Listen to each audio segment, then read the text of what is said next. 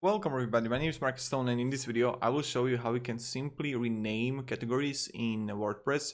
So let's start. The first thing you want to do is just be in WordPress, and then what you want to do is just go to posts and categories, and you're gonna see it here. So you want to like adventure, click on edit, and you're gonna see like the name. You can edit to whatever you want. Travel, travel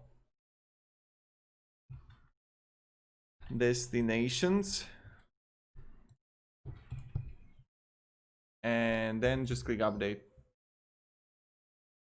and voila, here we got it.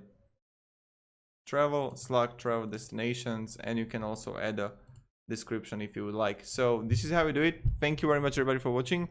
If you have any questions, ask me down below in the comments. I'll be really happy to help you. And yeah, thank you everybody, have a great day and see ya. Goodbye.